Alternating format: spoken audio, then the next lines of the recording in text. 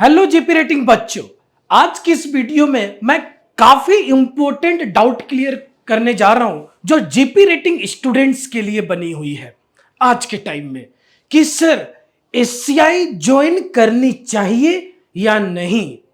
SCI shipping corporation of India maritime training institute, क्या ये college join करना worth it है? क्या मेरी फ्यूचर सेफ होगी? तो इस क्वेश्चन की आंसर आपको ये पूरे वीडियो में मिल जाएगी, लेकिन वीडियो को पूरी ध्यान से लास्ट तक देखना। पूरी जेन्युइन चीजें बताऊंगा एंड डिसीजन आपको लेनी है। कुछ एडवांटेज है तो कुछ डिसएडवांटेज भी है, तो ये वीडियो सिर्फ और सिर्फ आपके लिए है।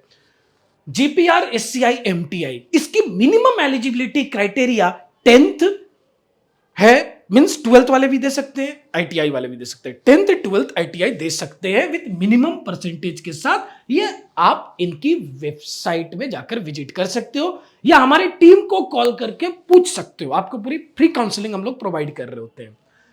जैसे ही आप एलिजिबल होते हो, एवरी 6 मंथ में इसकी फॉर्म आती है।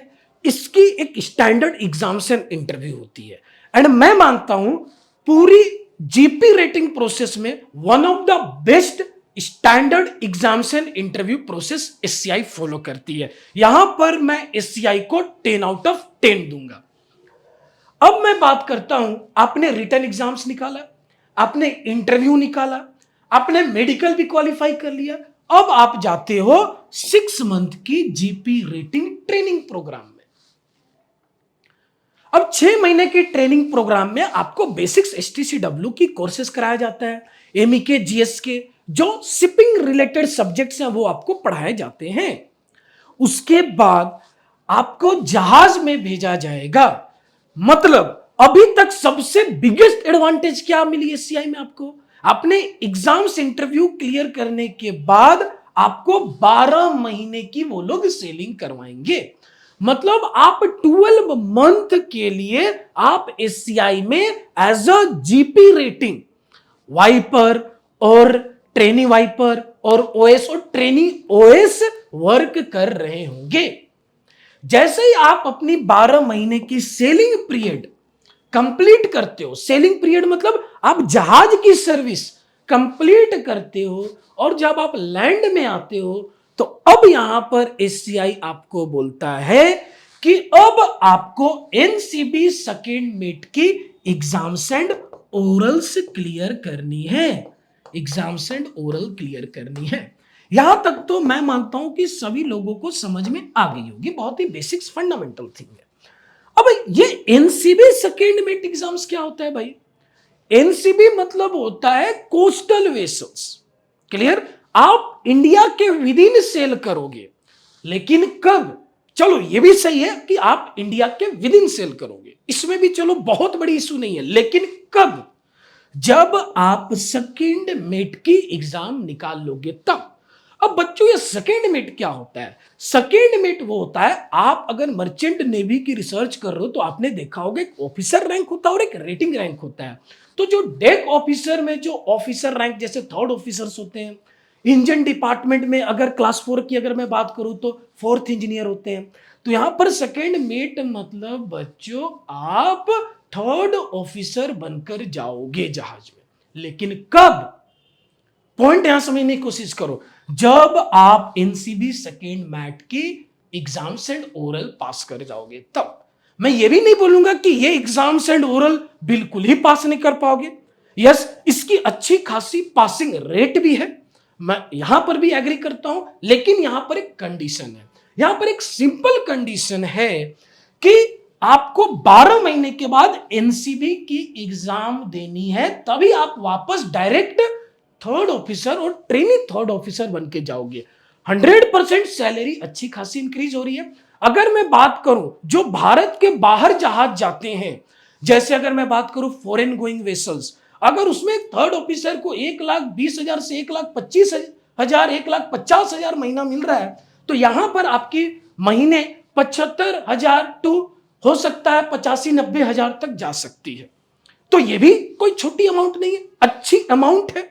एक 10वीं क्लास का बच्चा अगर आगे चल के मेहनत कर रहा है और वो 75-80 हजार रुपए कमा पा रहा है, आगे प्रमोशन ही मिलेगा, थर्ड ऑफिसर से सेकंड ऑफिसर बनोगे, चीफ ऑफिसर बनोगे, एक टाइम पे आप कप्तान भी बन सकते हो। ये आपकी टोटली हार्ड वर्क पे निर्भर करता है, बन सकते हो। लेकिन यहां पर एक छोटी सी डिसएडवांटेज ये है, और मैं एससीआई को हाथ जोड़कर विनती भी करूंगा, अगर आप इतनी अलाउ कर दें, बच्चा अगर 12 महीने की सेलिंग के बाद वापस आता है तो वो फिर से कुछ टाइम आप दे दीजिए, ड्यूरेशन 2 इयर्स 3 इयर्स, वो एज अ रेटिंग्स वापस जहाज में जा सकता है। यहां पर एससीआई ने सिंपल रूल बनाया है, मैं इसको सिंपल नहीं बोलूंगा, कॉम्प्लेक्स रूल बनाया है कि आप सेकेंड मेट की एग्जाम्स एंड इंटरव्यू क्लियर करने के बाद ही अब आप जहाज ज्वाइन करोगे।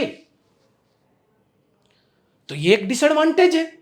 एडवांटेज तो है कि आप एससीआई जैसे एमटीआई कॉलेज में एडमिशन हो रहा है, 6 महीने की प्रॉपर ट्रेनिंग कर रही हो, उसके बाद 12 महीने की सेलिंग कर रहे हो, लेकिन उसके बाद आपको पढ़ाई करनी होगी, फिर आप ऑफिसर बनकर जा सकते हो। क्लियर? अब यहां पर 2 स्ट्रीम की बात आती है, एक आती है साइंस और एक आता है आर्ट्स एंड कॉमर्स। अगर आप साइंस साइड से हो, अगर आप साइंस साइड से हो, काफी सारे बच्चे बोलेंगे कि सर ठीक है, यहां तक भी ओके है। क्लियर? एनसीबी सेकेंड मेट मैंने एग्जाम निकाल लिया, ओरल निकाल लिया, अब मैं as a trainee third officer बनके जहाज में जाता हूं। क्लियर?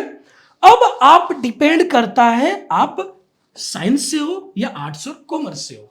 अगर आप साइंस से हो, अगर आप साइंस साइड से हो, तो आप जो एनसीवी वेसल है, जो कोस्टल, जो with in India coastal vessel से आप स्विच करके फॉरेन गोइंग वेसल में भी जा सकते हो। लेकिन यस, अब ऐसा नहीं है कि एक सेल किया और आप जा सकते हो। यस डेफिनेटली उसके लिए थोड़ी स्टैंडर्ड कुछ कोर्सेस होती हैं, जो कि बहुत बड़ी बात नहीं होती है। यस, मैं फ्रैंकली बोल रहा हूं, बहुत बड़ी बात नहीं होती है। कुछ कोर्सेस आपको करनी होंगी, ओरल्स देनी होंगी, एग्जाम्स देनी होंगी, आप आसानी से एनसीवी से एफजी में स्विच कर सकते हो। क्लियर?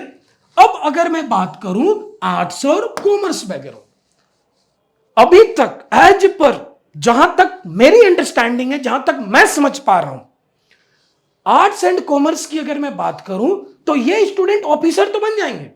यस, आप थर्ड ऑफिसर बन सकते हो, आपकी मेहनत के ऊपर है। लेकिन अगर आप आर्ट्स और कॉमर्स से हो तो आप कंटिन्यू एनसीवी वेसल नहीं करोगे। मतलब थर्ड ऑफिसर से आप सेकंड ऑफिसर बन रहे हो, आपकी सैलरी 1.5 लाख तक जाएगी। एक कप्तान की एनसीबी की अगर मैं बात करूं तो सैलरी 4 से 5 लाख महीने होती है। अगर मैं यही बात करूं एफजी वेसल की, फॉरेन गोइंग वेसल्स की, तो एक कप्तान की सैलरी 8 से 10 लाख होती है। तो 4 से 5 लाख रुपए महीने भी कम नहीं है। आपकी अगर क्वालिफिकेशन देखो तो अब आप क्या करो, एग्जाम्स दे रहे हो, प्रमोट हो रहे हो, एग्जाम दे रहे हो, प्रमोट हो रहे हो। लेकिन अगर इंडियन एजुकेशन सिस्टम की अगर मैं बात करूं तो आपकी स्टिल हाईएस्ट क्वालिफिकेशन 10th ही है। उसके बेसिस पे अगर आप प्रोफेशनल प्रमोशन लेकर आगे बढ़ रहे हो और एक टाइम पे आप अगर कैप्टन भी बनते हो तो 4 से 5 लाख खराब नहीं है। ये एक अच्छी इनकम है, लेकिन आपको मेहनत तो करना होगा बॉस। विदाउट हार्ड वर्क आपको कुछ भी नहीं मिलेगा। ये तो बहुत दूर की बात है, विदाउट हार्ड वर्क आपको यही नहीं मिलेगा, 6 महीने की ट्रेनिंग ही नहीं मिलेगी, यही से आपकी पढ़ाई करना आपको स्टार्ट करना होगा। तो चॉइस आपके ऊपर है। अगर आप मुझसे पूछोगे कि सर आप क्या रिकमेंड करते हो, मैं अगर फ्रैंकली बोलूं तो मैं आपको ये रिकमेंड करूंगा कि आप अपनी कैपेबिलिटी देखें। आप किस बैकग्राउंड से आते हो उस बैकग्राउंड को समझें। आप अपनी माता पिता की अर्निंग कैपेबिलिटी देखें, उसके अकॉर्डिंग आपको डिसीजन लेनी चाहिए। यह मेरी रिकमेंडेशन हो सकता है मैं किसी पॉइंट पे गलत हूं, लेकिन हाँ, मैं एससीआई को इतनी जरूर विनती करूंगा कि स्टूडेंट को 12 महीने सेलिंग के बाद आप उनको अपॉर्चुनिटी दीजिए, कुछ एक ड्यूरेशन रख दीजिए 24, 36 और 12 मंथ एक्स्ट्रा कीजिए कि वो फर्दर एनसीवी सेकेंड मैट उसके बाद एग्जाम दे सकता है। आप 12 महीने की सेलिंग के बाद आपको एससीआई जब तक ये एग्जाम क्लियर नहीं करोगे तब तक आपको जहाज में वापस नहीं भेजेगी। जहाज में आप तभी वापस जाओगे जब आप थर्ड और ट्रेनी थर्ड ऑफिसर बनोगे। उसके लिए आपको ये एग्जाम क्वालिफाई करनी होती है, और ये इतनी भी बड़ी एग्जाम नहीं होती है कि आप क्वालिफाई नहीं कर पाओ, ये भी बात है। तो चॉइस आपकी है।